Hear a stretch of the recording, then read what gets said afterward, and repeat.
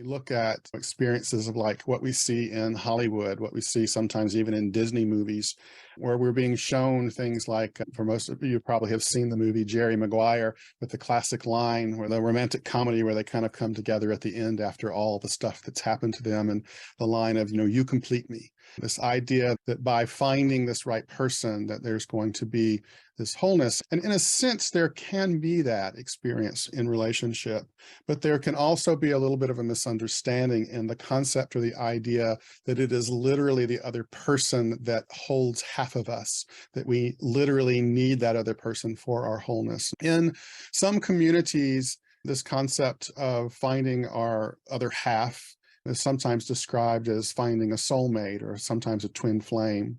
And so a romanticized version of this can want us to believe that if we find the right person, that we're going to become whole, we're going to experience love, we're going to find happiness. But that puts a lot of pressure on the other person, by the way. From the Tantric perspective, and I think being the Atlanta School of Tantra Yoga, that you probably are likely aware that the philosophy that I teach is Tantra, non-dual Tantra. From the Tantric perspective, love itself is actually the core of our true self, that it is a part of our true nature. And so the love that we're really seeking and have been seeking in life is ultimately a longing to remember our own true self, that we're wanting to ultimately reconnect with our own true self. And so from this tantric perspective, we're also all on a journey back to rediscovering the truth of who and what we are, which Tantra describes as being pure consciousness, pure spirit, pure awareness, various different labels that we can put on it, but that ultimately our true self is this expanded beingness that is beyond the body, the personality, the world, but also inclusive of it. They are all woven together. And so it's not that we are rejecting my individual sense of self to get to some other experience of my true self. We are discovering my true self that is beyond and free from, but also inclusive of this experience of myself as well, of my individual self, in my case, the Jeff. And so from this understanding, we are already whole. Our true essence is already whole. You probably have heard the notion before that you're already enlightened, you just don't know it. And so it's this sort of hidden wisdom, hidden truth that has been veiled from us because we have become very connected to the experience and the belief of ourselves as a limited individual. And so we're on the spiritual journey from that perspective. We're trying to expand our limits, release the limitations, and expand the boundaries so that we come to experience the actual wholeness and the truth of ourselves beyond just the limited idea of being the human in the world. From this understanding, we're already whole, and we've simply forgotten it and imagined ourselves to be separate and incomplete. And so the spiritual journey, when we understand it from this perspective, is the invitation in the process of rediscovering our wholeness, which includes peace, love, and the joy that we've been seeking. And so those are some of the qualities that are ultimately part of our whole self. As that spiritual journey is happening all around us, in the tantric model, everything is ultimately spirit. It's all part of the divine. There's not this spiritual place that exists beyond this world. We are actually in the tantric connection and the way of thinking of things. We're trying to unveil spirit right here in this experience, within our own being, within our own body, within the earth, within other people, so that we are bringing heaven to earth. So we're not trying to escape the world, to escape our personality per se. We're trying to expand to include all of it.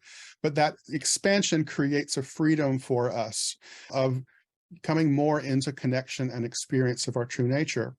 And so as this spiritual journey is happening all around us in all parts of our life and in our experience, like in other aspects of our life, we can use pretty much, in tantric philosophy at least, we can use pretty much any experience that we have as part of coming into the process of self-discovery, of moving ourselves along the experience of spiritual awakening and the spiritual process and path.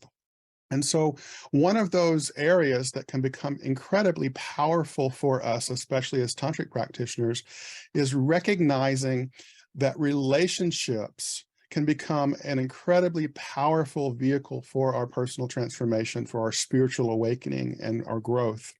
And that relationships, unlike the idea of sort of finding our other halves and the sort of soulmate kind of idea, at least the cultural idea of soulmates, that relationships ultimately, as part of our spiritual journey, are designed to help us grow and evolve along our spiritual path.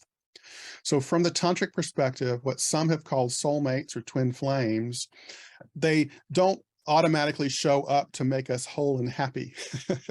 I do believe from a certain perspective, I think sometimes labels can become not helpful. But if we're going to talk about there being soulmates and twin flames, if we're going to use that language or that kind of concept, I do believe that there are people who come into our lives that have the capacity to trigger those experiences of growth and deeper spiritual connection and deeper spiritual experience, for that matter. There are certainly people who have had the experience of meeting someone and something triggers this deep spiritual energy in them that sends them on a journey that they had no idea existed before that. So these kinds of things, sometimes the limiting language of the expectations of what a soulmate or a twin flame might be can limit the potential for that to happen. But what tends to happen is, instead of the Hollywood idea that we meet our soulmate and we live happily ever after, what really happens is the soulmate comes and it starts triggering us to see the limitations that we are experiencing that prevent us from being able to experience our true selves and our spiritual nature. Or they show up to mirror and to reflect to us the deepest love that exists as part of our own true self. They are bringing about an experience when we meet these particular people. And all soulmates and quote unquote twin flames, they don't have to even be romantic partners. It could be the right person at the right time, a deep friend, a teacher. It could be all sorts of different relationships. So it's not really just limited to romantic, but it's the potential that our relationships and the experiences that we have in life are going to bring these things about. Instead of people sort of being our wholeness or becoming our wholeness, what we are really trying to do is to have our experience of life and our relationships with other people bring about the awareness of our own personal inner wholeness. So it's not that the other person completes us and makes us whole, and we have to have them forever in order for us to be whole and happy. It's that they bring about the awareness of the wholeness that already exists within ourselves. And in some cases, we bring about that wholeness and we continue to share a beautiful journey with that person through our own individual experience of wholeness. The idea that we're meeting these people, which again, we can call soulmates or twin flames, they're going to reflect back the love that already exists within our true self. They're going to trigger karmic wounds that we need to heal in order to release past limitations. They can help us to become the most authentic versions of ourselves in the world. And sometimes this can feel like bliss and aliveness and beauty and pleasure and like deep spiritual rapture. And other times it pushes us through the pain that we need to heal and to resolve. This is how the tantric model of understanding our experience of life and nature is going to sort of see this potential in relationship.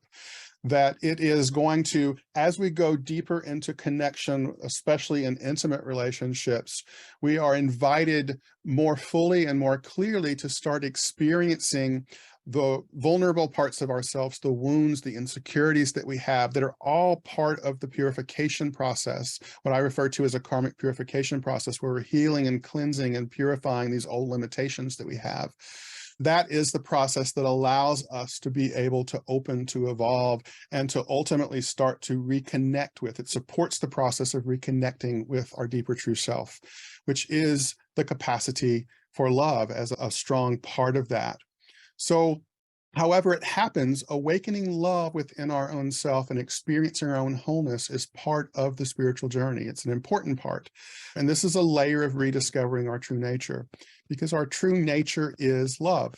Our true nature is bliss, it's joy, it's peace, it's expansion, it's freedom. And so we're wanting to come into the direct experience of those things as we're following an authentic spiritual path. That is also the way that Tantra would see it as well, that we are opening into the direct experience of this love. And so what I want to talk about from here now is really understanding more specifically what is love. What is the love that we're talking about? Because our limited ideas of the human stories of soulmates and various other things can also put a false sense of limitation on what we even understand the potential for love to be as we're expanding into our spiritual experience as well. On our spiritual journey, there's an evolution of the different layers of lots of layers of our experience. And they tend to evolve from a more limited state of separation towards a more integrated experience of our deeper wholeness. And so the same kind of experience, you could say, has sort of a, shades of gray that move along. And so when we are in a more contracted, limited experience, where we're very identified with ourself as being an individual self in the world and separate and maybe, feeling stressed about life and afraid of things and those kinds of things, we have a very different experience than when we're relaxed and open and free and accepting and kind of more connected to the flow of life. And so all of these different parts of ourselves have the potential to be evolving from this more limited expression to this more truthful expression of our deeper self.